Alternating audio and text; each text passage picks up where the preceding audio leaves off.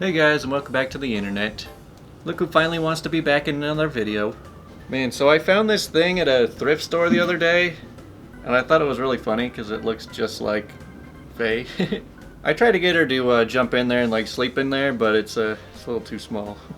Anyways, to start off today's stories, we got a couple of choosing beggar conversations. Hey, do you still have the iPhone X for sale? Yeah, it's in pretty much perfect condition. 850 is the lowest I'm willing to go. Can you do 200? I'm getting it for my son's birthday and I can't afford to pay that much right now. I can give you his old iPhone 6 too. It's a $1,000 phone and it's pretty much brand new. I don't want his old phone either. 850 is the lowest I'm going. Well, F you, this is for my son's birthday and you can't even give a single mom a discount. Yeah, don't you know that when they're a single mom and it's a birthday present, that means that you have to give them an 80% discount. I wonder if these people actually just see a listing for a phone for $850 and say, I could probably talk him down to 200, let's do it. And then they're just like shocked that it didn't work. And here's the other one. Hi, I'm messaging you about the fundraiser cookout. It's still this Saturday, right? Yeah, the cookout is this Saturday, and allergy friendly to anyone in your party. Okay, anyways, it said on the flyer you at least have to donate $2 to go. Is this a typo? Nope, this cookout is helping the cause of millions of people. Is it okay if I get in for free? I'll pay later. This is a fundraiser. We need you to pay to eat. Please, I promise I'll give you something in return. Well, there is one thing. Anything. Pay $2. This kind of reminds me of those conversations when a student goes up to a teacher. It's like, I'll do anything for you to change my grade. The teacher says, really, anything? Okay, how about you actually do the work? And now moving on to the real stories with Entitled Mom Fakes Being Colorblind. So I live only a couple minutes away from the beach, so my main mode of transportation is to ride my bike there. At the night of the 4th of July, my mother, father, girlfriend, and I all planned to take our bikes there to watch the fireworks and shoot off our own. Once we were at the first block, there was construction on the other side of the road for a new sidewalk, so traffic jams were common at that spot. But that's when Entitled Mom comes in. She was over at the far right lane driving at a pretty fast speed along with her kids, and we told her to get off the phone because I nearly got into an accident involving texting and driving that nearly got one of my friends a broken hip. And she even had her kids in the car, the better reason to assure their safety. So I'm knocking on the window. Can you please put your phone down while driving? She says, okay, I will, once you get your filthy mitts off my car. At this moment, she sped up while there is still a red light and ends up hitting my dad with her car, and was still looking at her phone. She says, what are you doing in front of my car, idiot? My mom says, why are you blaming us for crossing the road? And also, why are you driving on a red light? She finally acknowledges the red light and says the dumbest thing I've ever heard. Hey, you can't blame someone who's colorblind. Based on her smug look, I could tell she was lying. My girlfriend says, yes we can, because that's absolute BS. And who would put green lights as the top light? The Entitled Mom denies the lying accusation and still makes up some more bad excuses. And when then drives off, which later I gave her the bird. A crossing guard from the other road comes over to help my dad up and asks my girlfriend some questions on what happened. My mom says, are you okay? Says, no, let's just get back home. We walk back to our house and set our fireworks at our backyard and watch the extra fireworks on a rooftop from the house. 5 months have passed and I was taking my bike to the beach to meet up with a couple friends. 10 minutes later, I see the Entitled Mom once again stopping at a red light, where I then ask, hey, Entitled Mom, pointing at the red light, what color is this? She says, are you stupid? That's red, dummy. I say, ha, so you aren't colorblind at all. She looks at me with the most mortified look on her face and drives off in shame. It really does piss me off when people not only text and drive, but also use mental illnesses as a defense to make themselves the victim. But anyways, I'm glad to be sharing this. Faking colorblindness. I didn't know Logan Paul was an entitled mom. Next up is, people have lost all shame, from Talesfromthepizzaguy. So, some context. Monday is pizza day. Every pizza above $7.50 becomes $7.50. Mondays are the absolute worst. They order the most annoying / disgusting crap just because they don't have to pay for it. I'm talking gorgonzola with shrimp and anchovies. Pineapple with gorgonzola and tuna. But those are manageable. But this one guy orders a pizza with 5 eggs. 5 freaking eggs on one pizza. Our boss has done it before, so we can't say we can't do it. So we're standing there preparing for a surgery. I'm making a crater in the cheese, so it's not an egg waterfall flowing off the table. First attempt fails. When putting it in the oven, the egg flows off and ruined the top oven. Couldn't use it for an hour before we got the new ceramic plates to put in. The second attempt, we settled on 4 eggs, and a little larger pizza so it could fit. We had to almost let it burn because the eggs were not fully baked. We took the watery pile of garbage out and we handed it to him. He seems annoyed. He was watching the entire time. Pays $7.50 for his gate to hell and then leaves no tip. We tell him we won't make this pizza anymore unless he pays more. He won't come back anymore, he said. No other pizzeria will make it for him. No shame. You know, it has never even crossed my mind to put eggs on a pizza, but now I kind of want to try it, but I don't think I'm going to start with putting 5 of them on one pizza. I also don't know that I've ever heard of people like baking eggs, so I don't really know how that would turn out. Next we've got, wear a suit? Sure thing. So this story takes place in Australia. A friend of a friend, who we'll call Bob, was working as an IT manager in a large bank. Back when things were starting to get to the fully electronic level, he worked in the back since he was monitoring the system and running the upgrades, doing whatever else IT does. Naturally, though, Bob never saw any customers at the bank, so Bob was allowed to wear whatever he wanted, within reason. Usually it was casual to business casual. This was until Bob's big bosses passed down a requirement. All employees must wear suits. He asked his boss, well, I never have to see any customers, so why should I wear a suit? His boss replied that it was company policy, so yes, he did have to wear a suit. For some details that are important, Bob was also somewhere around 5'11" to 6'2", and had vibrant ginger hair.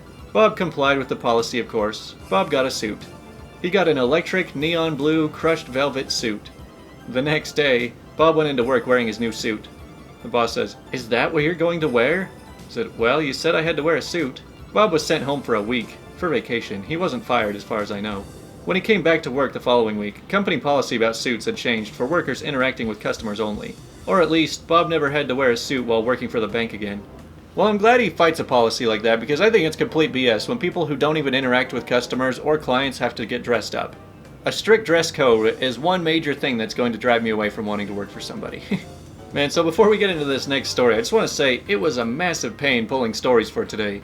So how it usually goes is I'll go onto Reddit and I'll scroll through and I'll just kind of like screenshot most of the top posts. You know, maybe not all the top posts, I usually skim them. I try not to read too much of them because I like having the surprise while I'm actually recording it, so oftentimes I don't even know what's going to be in the video until I'm actually recording. But you know, sometimes I'll be like halfway recording a story and then just think, this story's really not that good, and so I'll just cut it out, delete the story, maybe go find another one to replace it with.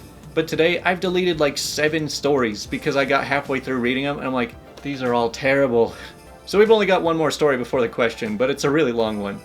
It's called, Entitled Mom Threatens to Have Me Arrested for Throwing Away My Own Property. First, a little backstory. I recently moved across the country, back to a warmer climate. It is very expensive to move furniture 2,000 miles, so a lot of stuff is cheaper to buy new.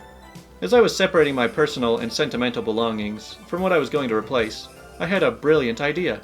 I decided to offer the stuff I wasn't taking with me for free online, as most of the items were still in good condition. I'd rather my old furniture and assorted items go to charities and people who could use them instead of the landfill. My only condition was that the person taking something had to pick it up and transport any item themselves. The first item I posted was my pull-up tower with VKR. It had some minor wear and tear, but it was still in overall great condition. It was then that I encountered the dreaded Entitled Mom. Thankfully, I only posted a newly created email account along with my town as my contact info to limit my exposure to potential threats. In this case, an irate Karen. No name, no address, just the town so people could assess travel for pickup. Soon after posting that, my pull-up tower was available for free. I was contacted by this innocent kid who was a college student. After an email correspondence, I suggested we talk on the phone and gave him my cell number. He called to discuss getting the tower. He says, "Hi, I emailed you about the pull-up tower. I just started college at the state university in your town, and some friends and I are renting a house near campus. I think we could really use the equipment to save money by having it instead of a gym membership." I say, college is expensive, so I completely understand. Smart move on looking for ways to save money. I'd be happy to let you have it. You'll need to partially disassemble and reassemble it to get it through doorways. Nothing crazy, just a couple of screws and bolts. It's surprisingly lightweight at 75 pounds and easy to move. Although, I do recommend a van or something large for transport. When do you think you could come pick it up? He says, probably next month. I say, sorry, I'm moving in a couple weeks, so I need it gone before then. If you can come sooner, it's yours. Otherwise, I'll have to give it to the next person. Says, well, let me call my mom to borrow her car this weekend. It's a big SUV, and I should be able to swing by in a day or two. I say, okay, great. That's when everything started to go horribly wrong. It was clear from what transpired next that whoever coined the phrase, no good deed goes unpunished, had clearly met this entitled mom. I get a phone call from the kid's phone, so I answer. I say, hello? The entitled mom says, you can deliver my son's tower on Saturday at 10 a.m. I say, what? Who are you? I'm the customer. Are you stupid or something? I want you to deliver his workout equipment on Saturday. That's when I can be at the house to let you in. I'm very busy, you know. I say, I'm not a store lady, and I don't do deliveries. What? How dare you? I'm a paying customer. I say, no you aren't. The tower is free. I'm moving and giving it away. That's no excuse for treating a customer like this. I want to speak to your manager. I can have you fired over this. As she continued to scream nonsense at me, the image of stereotypical Karen haircut popped into my mind. I don't know whether she had one, but I'm guessing she did. I could practically see the haircut in my mind while she ranted. Her son seemed so nice and polite, so I'm wondering if he was adopted or there was a mix-up at the hospital. Then her next comment snaps me back to attention. She says, if you don't deliver on Saturday, I'll take my business elsewhere. I said, fine by me. Click. Later on, the kid emailed me to apologize for his mother. Like I said, he was nice, so I'm guessing maybe he takes after his father. He said he still wanted the tower, and I told him we could still have it. He called me to get my address and directions, and that's when the entitled mom reappeared. So the guy says, so what time works for you? I say, I have some meetings earlier in the day, but I can meet you after 5 p.m. I'm in the northern part of town, and I'll text you the address when I get home. Oh, it's you again. I hope you've learned how to be respectful to your customers. She must have snatched the phone from her son's hand, because I could hear him protesting in the background. I say, again, you are not a customer. It's free. Well, that's no way to run a business, but I expect nothing less from an idiot. I was like, whatever, can you put him back on? Not until we get some things straightened out. I was like what? If my son is going to pick up and assemble this himself, you need to compensate him. That's the polite thing to do. $500 sounds fair. I say, first, I'm not paying you to give your son something for free. Second, the item didn't even cost half that when it was still new, so no and no. But my son is a smart college student with a bright future. His time is very valuable. I say, so is mine. Not as much as my son's, so $500 should be fine. Besides, as a college student, he could use the money. Why are you being so selfish? I say, how is a free pull-up tower being selfish? She says, also, what is the warranty on the product in case it breaks? I say, no money, no warranty, it's free and as is. She says, I need your company and warranty info in case it breaks and my son hurts himself, so I know who to sue. Lazy people like you don't make quality products. I say, I'm not a company. I don't work for the manufacturer. I didn't make it. I'm just moving and giving it away. What? Why are you trying to give my son gifts then? Are you some pedo trying to seduce my son?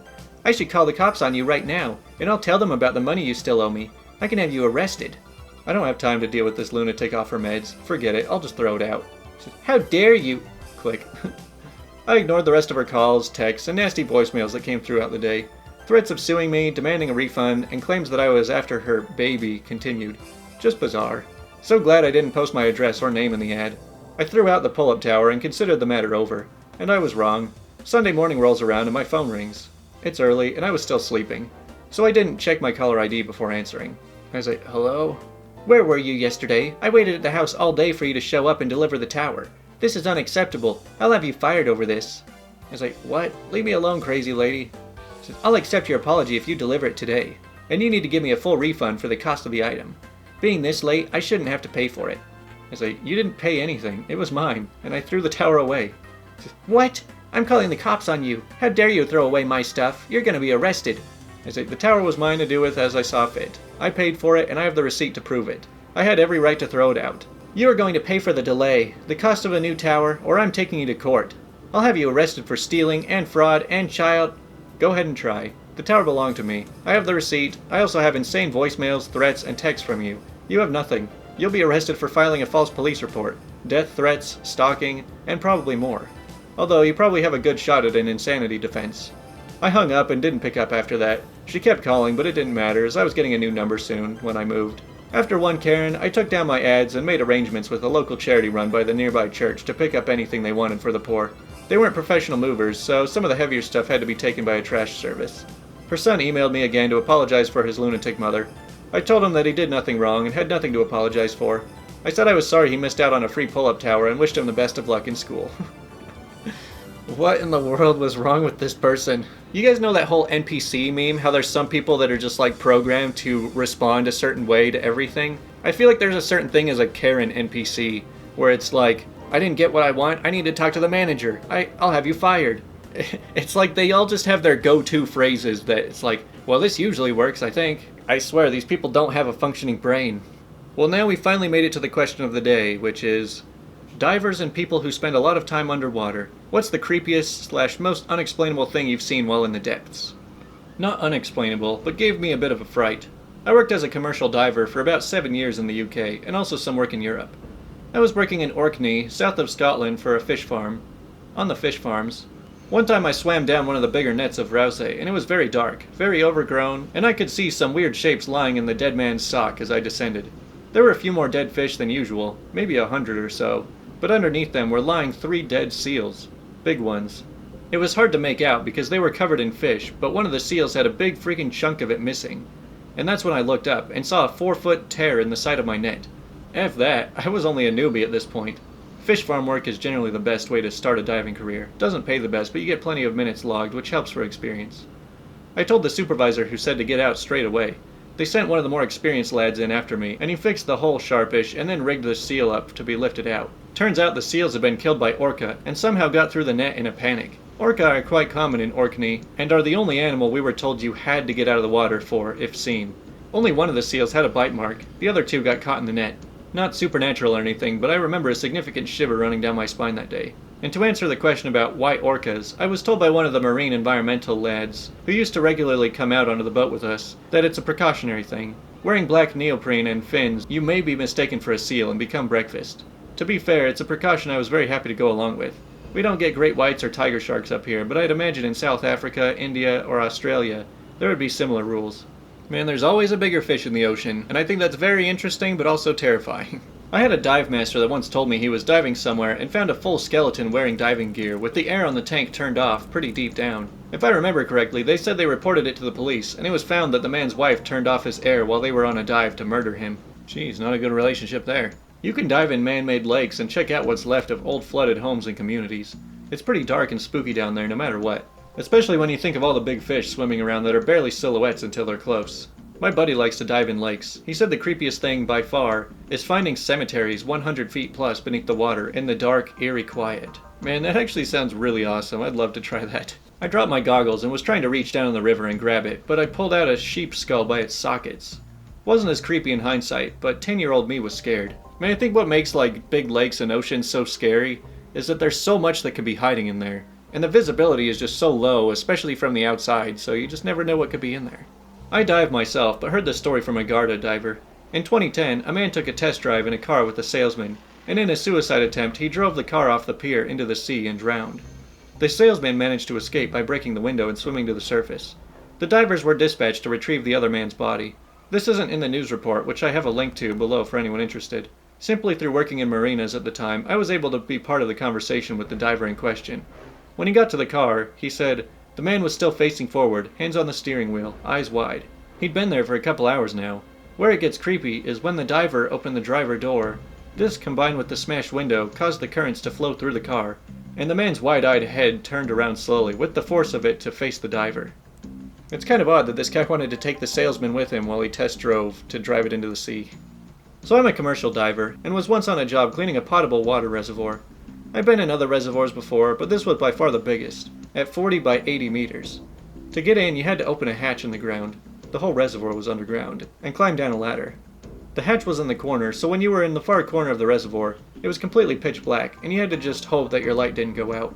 I was about halfway through a 3-hour dive when the batteries in my torch started going flat. I watched the beam get narrower and dimmer until it cut out completely. It's not a huge problem if you lose sight, as you can just follow your umbilical back to the hatch.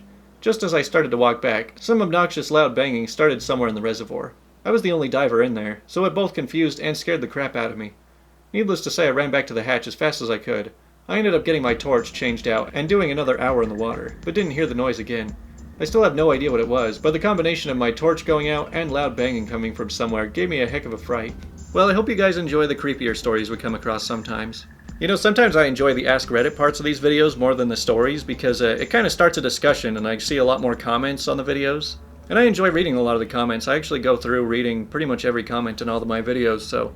I mean, I've considered doing a lot more Ask Reddit videos, but for whatever reason, almost nobody watches them. They get hardly any views. But I mean, these story videos are kind of losing views too, so who knows, maybe I need some kind of change, we'll see. But that does it for all of this. I guess I'll throw in a Faye video for the end of this one. Last night, I actually got her to go for a night walk with me for the first time ever, so here's a little bit of that.